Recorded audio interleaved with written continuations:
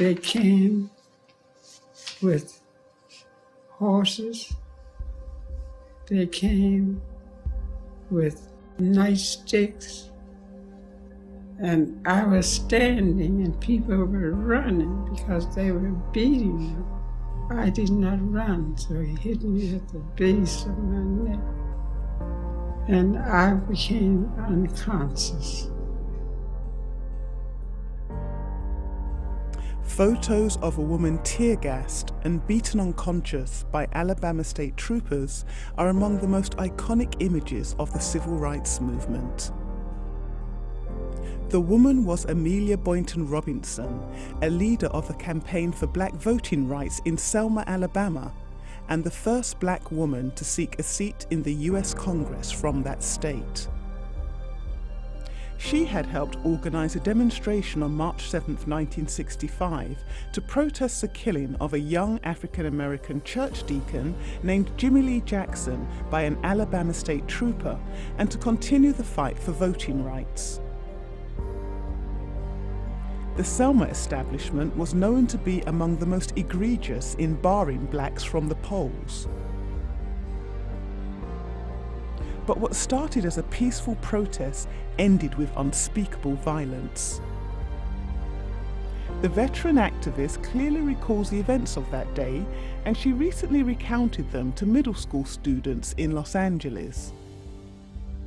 Under Dr. King, we decided that what we need to do is to have a bill that would let Negroes become registered voters.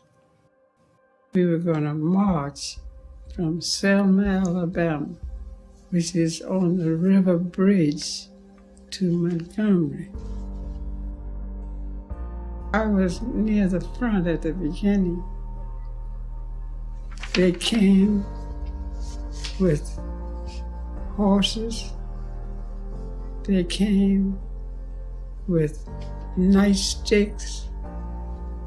And I was standing and people were running because they were beating them. And then he hit me on my shoulder. I did not run, so he hit me at the base of my neck. And I became unconscious. They drug me off of the highway.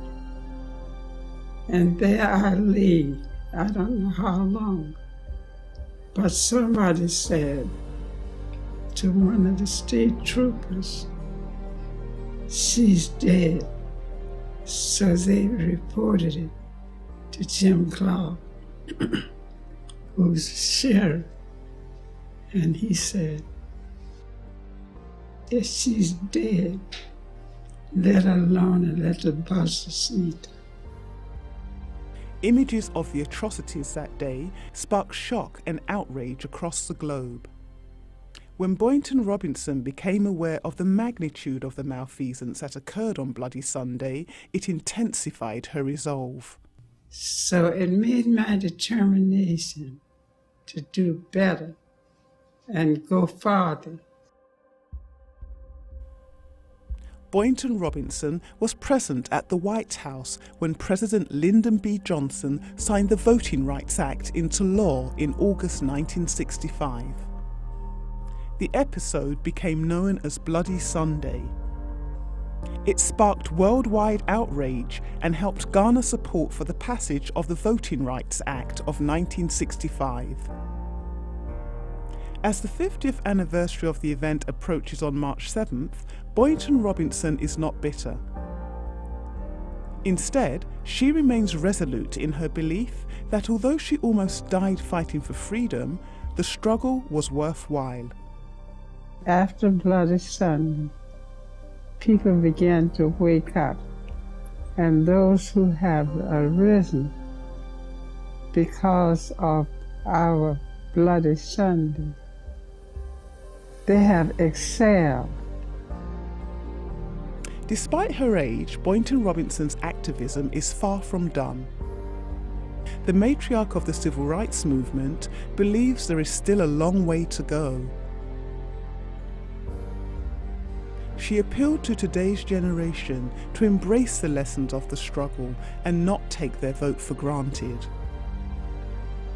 And I am still determined that these young people will realize that a voteless people is a hopeless people.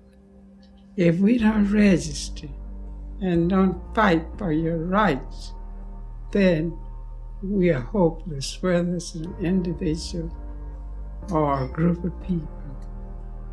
You are no citizen at all.